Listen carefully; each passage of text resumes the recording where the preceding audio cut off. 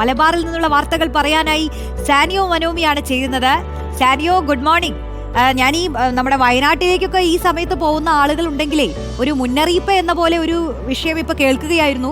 ഈ താമരശ്ശേരി ചുരത്തിൽ ഗതാഗത തടസ്സമുണ്ടല്ലേ, അപ്പോൾ വലിയ വാഹനങ്ങളൊക്കെ അവിടെ കുടുങ്ങിക്കിടക്കുന്നുണ്ട് എന്നൊരു വിവരം ഇങ്ങനെ വരുന്നു. എന്തുപറ്റി സാനിയോ? Roshni, very good morning. ഇന്ന് റോഷ്നി തനിച്ചാണ് എന്നറിയുന്നു. ഏതായാലും താമരശ്ശേരി ചുരത്തിൽ ഒരു ഗതാഗത തടസ്സം, ചെറിയ ഗതാഗത തടസ്സമാണ് എന്നാണ് നമ്മൾ മനസ്സിലാക്കുന്നത്. 6-ാം വളവിൽ ഒരു ടൂറിസ്റ്റ് ബസ് സാങ്കേതിക തകരാറ് മൂലം അവിടെ കുടുങ്ങിയത് കൊണ്ടാണ് ഇത്തരത്തിലൊരു ഗതാഗത തടസ്സം വരുന്നത്. പക്ഷേ വലിയ വാഹനങ്ങൾ, അതായത് ബസ്സും ലോറിയും ചരക്ക് ലോറികളടക്കമുള്ള വലിയ വാഹനങ്ങളെല്ലാം അവിടെ കുടുങ്ങിക്കിടക്കുകയാണ്. ചെറിയ വാഹനങ്ങൾ മാത്രമേ ഇപ്പോൾ പോകുന്നുള്ളൂ. അതുകൊണ്ട് ഒന്ന് ശ്രദ്ധിച്ച് ഭക്ഷണമൊക്കെ കഴിച്ച് ഒന്ന് റെസ്റ്റൊക്കെ എടുത്ത് പോകുന്നതായിരിക്കും നല്ലത്. ചിലപ്പോൾ അവിടെ കുടുങ്ങാനുള്ളൊരു സാധ്യത നമ്മൾ കാണേണ്ടതുണ്ട്. രണ്ടു തരത്തിലാണ് അത്. എത്രയും പെട്ടെന്ന് പരിഹരിച്ചാൽ മതിയായിരുന്നു. പിന്നൊന്ന് താമരശ്ശേരി ചുരമാണ്. നല്ല കാഴ്ചകളൊക്കെ കണ്ട് ഒരു കട്ടനൊക്കെ അടിച്ചങ്ങ് ഇരിക്കാം അല്ലേ സാനിയോ? അതെ, അതുകൊണ്ടാണ് ഞാൻ പറയുന്നത്, താഴെ നിന്ന് ഭക്ഷണമൊക്കെ കഴിച്ച് ഒരു കട്ടനൊക്കെ കഴിച്ചങ്ങ് പോയാൽ കുറച്ച് സമയം അവിടെ ഇരിക്കാൻ പറ്റും. പക്ഷെ പെട്ടെന്ന് തന്നെ പരിഹരിക്കുമെന്നാണ് കരുതുന്നത്. ബസ്സിൻ്റെ സാങ്കേതിക തടസ്സമാണ് അതുകൊണ്ട് തന്നെ അത് പരിഹരിക്കാനുള്ള ആളുകൾ ഒക്കെ വരും. അതുകൊണ്ട് തന്നെ വേഗം തീരുമെന്നാണ് നമ്മൾ മനസ്സിലാക്കുന്നത്. വലിയ പ്രശ്നം ഉണ്ടാവില്ല. നിലവിലിപ്പോൾ ചെറിയ വാഹനങ്ങളൊക്കെ കടത്തിവിടുന്നുണ്ട്, പക്ഷെ വലിയ വാഹനങ്ങളൊക്കെ അവിടെ കുടുങ്ങിക്കിടക്കുകയാണ്.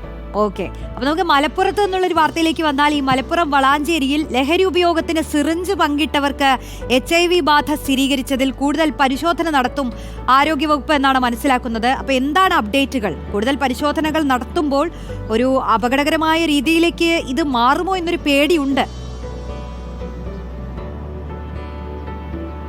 അതെ, ഉറപ്പായും ആരോഗ്യവകുപ്പിന് അത്തരത്തിലൊരു പേടിയുണ്ട് എന്നുള്ളതാണ്. കാരണം ഈ വിതരണക്കാരൻ സ്വാഭാവികമായും 10 പേർക്ക് മാത്രമല്ലല്ലോ ഈ മരുന്ന് വിതരണം ചെയ്തിട്ടുണ്ടാവുക. അപ്പോൾ ഒരുപാട് ആളുകൾ വരികയും ഒരുപാട് ആളുകൾക്ക് ഇത്തരത്തിൽ ബ്രൗൺ ഷുഗർ കുത്തിവെച്ച് ഒരേ സിറിഞ്ചിൽ നിന്ന് കുത്തിവെച്ച് ആ സാഹചര്യം ഉണ്ടാകാനുള്ള ഒക്കെ സാധ്യതയുണ്ട്. അതുകൊണ്ടാണ് എയ്ഡ്സ് കൺട്രോൾ സൊസൈറ്റി അടക്കം കൂടുതൽ ആളുകളോട്, മാധ്യമങ്ങളുടെ അടക്കം അവർ പറയുന്നത് അതുതന്നെയാണ്. നിങ്ങൾ ആരെങ്കിലും ഇത്തരത്തിൽ ഉപയോഗിച്ചിട്ടുണ്ടെങ്കിൽ എത്രയും പെട്ടെന്ന് പരിശോധനയ്ക്ക് വിധേയരാകേണ്ടതുണ്ട്.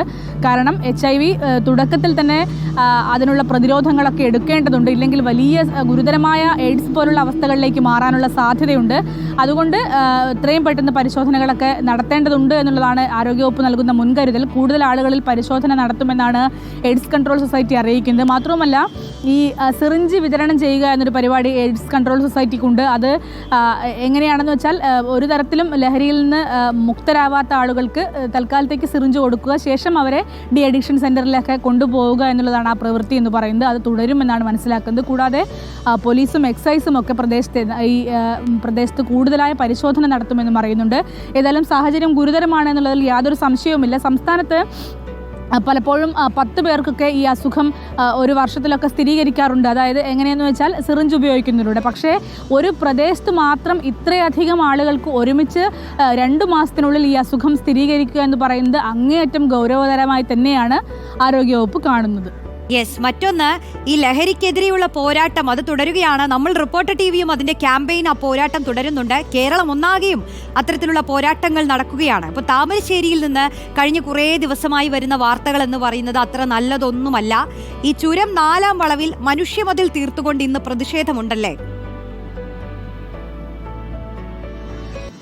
അതെ, ഒരു തരത്തിൽ ചുരം 4-ാം വളവ് എന്ന് പറയുന്നത് ഒരു ബ്ലാക്ക് സ്പോട്ടായി തന്നെയാണ് എക്സൈസ് അടക്കമുള്ള അധികൃതർ കാണുന്നത് എന്നുള്ളതാണ്. കാരണം നമ്മൾ നേരത്തെ നോക്കിയാൽ, നേരത്തെ ഉമ്മയെ കൊന്ന ആഷിഖ്, അതുപോലെ ഭാര്യയെ കൊന്ന യാസിർ തുടങ്ങിയ ആളുകളൊക്കെ, നേരത്തെ MDMA വിഴുങ്ങി മരിച്ച ഷാനിദ്, ഇവരൊക്കെയും ഈ ചുരം 4-ാം വളവും കേന്ദ്രീകരിച്ചുള്ളൊരു പ്രവർത്തനം നടത്തിയിരുന്നതായാണ് പോലീസിനും എക്സൈസിനും ഒക്കെ വിവരം.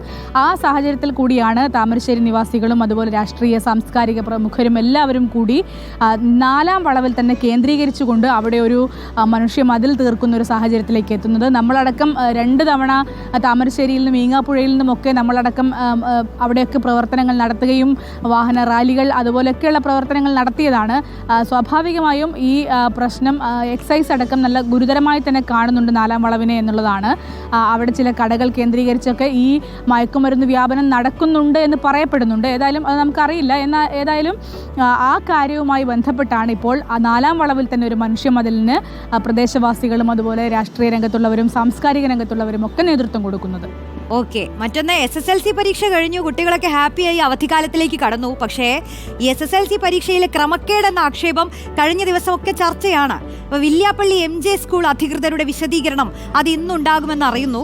ഒരു അധ്യാപകനെ സസ്പെൻഡ് ചെയ്തിരുന്നല്ലോ അല്ലേ, നമ്മുടെ വാർത്തയായിരുന്നു. ആ വാർത്തയ്ക്ക് പിന്നാലെ ഒരു സസ്പെൻഷൻ ഉണ്ടായിട്ടുണ്ടെങ്കിലും ഈ ഒരു സംഭവത്തിൽ കൂടുതൽ വ്യക്തത വരേണ്ടതുണ്ട്. അത് ഇന്നുണ്ടാവുമോ? അതിന്നുണ്ട്. പ്രസ് ക്ലബ്ബിലാണ് അവർ ഔദ്യോഗികമായ ഒരു വിശദീകരണം വിളിച്ചിരിക്കുന്നത്. MJ വൊക്കേഷണൽ ഹയർ സെക്കൻഡറി വില്യാപ്പള്ളിയെ സംബന്ധിച്ചിടത്തോളം അവിടെ നിന്ന് വന്ന അവരുടെ തന്നെ ഗ്രൂപ്പിൽ ഉണ്ടായിരുന്ന സ്റ്റാഫ് സെക്രട്ടറിയുടെ നിന്ന് സംശയിക്കുന്ന ഒരു ഓഡിയോ ആണ് നമ്മൾ പുറത്തുവിട്ടിരുന്നത്. അതായത് ഇന്നിപ്പോൾ സ്കൂളിൽ ആരും വന്നില്ല, അതുകൊണ്ട് സാമൂഹ്യശാസ്ത്ര പരീക്ഷയ്ക്കൊക്കെ വലിയ പ്രയാസം നേരിട്ടു എന്നുള്ള തരത്തിലുള്ള ഒരു ഓഡിയോ ആണ്. അതിൻ്റെ അർത്ഥം എന്ന് പറയുന്നത് സാധാരണ SSLC പരീക്ഷ എഴുതാൻ വരുന്ന കുട്ടികളെ സഹായിക്കാൻ അവിടെ അധ്യാപകർ എത്തുന്നു എന്നുള്ള തരത്തിലായിരുന്നു. ഏതായാലും ആ ഓഡിയോ പുറത്തുവിട്ടത് അതേ സ്കൂളിലെ അധ്യാപകൻ തന്നെയാണ് എന്ന് സംശയിച്ചുകൊണ്ട് അല്ലെങ്കിൽ ഉറപ്പിച്ചുകൊണ്ടാണ് MJ vocational higher secondary school അധ്യാപകനായ സുലൈമാനെതിരെ നടപടിയെടുക്കുന്നത് അടക്കമുള്ള സാഹചര്യത്തിലേക്ക് എത്തിയത്. ഏതായാലും വിജിലൻസ് അടക്കം അന്വേഷിക്കണമെന്ന് പറഞ്ഞുകൊണ്ട് മറ്റ് അധികൃതർ രംഗത്തെത്തുകയും വിദ്യാഭ്യാസ വകുപ്പടക്കം വിഷയത്തിൽ ഇടപെടുകയും ഒക്കെ ചെയ്തു. നമ്മുടെ വാർത്തയായിരുന്നു. ഏതായാലും വിദ്യാഭ്യാസ വകുപ്പ് അത് വലിയ തരത്തിൽ തന്നെ ഇടപെടുന്ന ഒരു സാഹചര്യം ഉണ്ടായിരുന്നു. പക്ഷേ അപ്പോഴൊന്നും MJ ഹയർ സെക്കൻഡറി സ്കൂൾ അവരുടെ ഔദ്യോഗികമായ ഒരു വിശദീകരണം നൽകുന്നുണ്ടായിരുന്നില്ല. ഇതിങ്ങനെയല്ല കാര്യങ്ങൾ എന്നൊക്കെ പലയിടത്തും അവർ ഫോൺ ചെയ്തും ഒക്കെ പറയുകയും ചിലപ്പോൾ ഫോൺ ചെയ്ത് ഭീഷണിപ്പെടുത്തുകയും അടക്കം ചെയ്തെങ്കിലും ഒരു ഔദ്യോഗിക വിശദീകരണം ഉണ്ടായിരുന്നില്ല. അതാണ് ഇന്നിപ്പോൾ പ്രസ് ക്ലബ്ബിൽ നടക്കാൻ പോകുന്നത്. എന്താണ് അവർക്ക് പറയാനുള്ളത് എന്ന് നമ്മൾ പലതവണ ചോദിച്ചിട്ടും അവർ പറയാത്തൊരു സാഹചര്യം ഉണ്ടായിരുന്നു. അതിപ്പോൾ ഇന്ന് പ്രസ് ക്ലബ്ബിൽ ഉണ്ടാകും. മറ്റൊരു സന്തോഷമുള്ള വിശേഷത്തിലേക്ക് വരികയാണെങ്കിൽ, ഈ വിശുദ്ധ റമസാനിലെ അവസാന വെള്ളിയാഴ്ചയാണിന്ന്. പ്രധാനപ്പെട്ട 27ാം രാവ് ഇന്നലെയായിരുന്നു. അപ്പോൾ ഇനി പെരുന്നാൾ ഒരുക്കങ്ങളിലേക്ക് നമ്മൾ കടക്കുകയാണ്. മലബാറിലൊക്കെ എല്ലാവരും ഇങ്ങനെ പുതിയ കുപ്പായം എടുക്കാനും ഇന്ന് ഈ പെരുന്നാളിന് ഏത് പുതിയ പലഹാരം ഉണ്ടാക്കുമെന്ന് ആലോചിക്കാനും ഒക്കെ തുടങ്ങിയിട്ടുണ്ടാവും. അപ്പോൾ എവിടെയാ പെരുന്നാൾ കൂടുന്നത് സാനിയോ?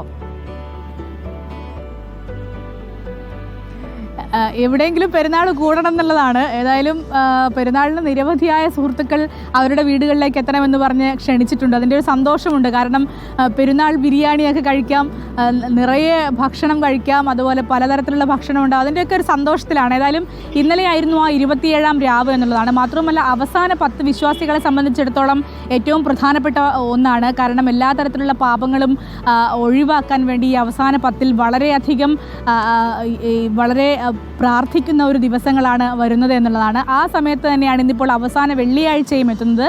ഖുർആൻ അവതരിച്ചു എന്ന് കരുതുന്ന അവസാന 10-ൽ ഏതോ ഒരു ദിവസം ലൈലത്തുൽ ഖദർ പ്രതീക്ഷിക്കപ്പെടും. അതിൽ ഏറ്റവും കൂടുതൽ സാധ്യതയുള്ളത് 27ാം രാവിനായിരുന്നു. അത് ഇന്നലെ രാത്രി കഴിഞ്ഞു എന്നുള്ളതാണ്.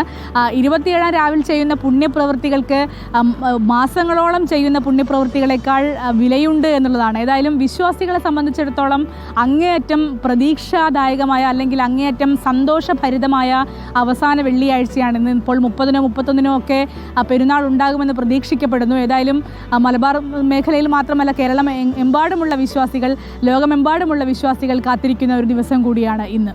യെസ്, അപ്പോൾ ഈ നോമ്പൊക്കെ എടുത്ത് ദിവസങ്ങളോളമുള്ള വ്രതം നോറ്റ് പെരുന്നാളിനെ കാത്തിരിക്കുകയാണ് എല്ലാവരും. ഓക്കെ, സാനിയോ മനോമിയാണ് ഒരുപാട് വാർത്തകൾ, മലബാറിൽ നിന്നുള്ള വാർത്തകൾ പങ്കുവച്ചത്. ശരി സാനിയോ, നമുക്ക് വരും മണിക്കൂറുകളിലും കൂടുതൽ വാർത്തകളുമായി വീണ്ടും കാണാം.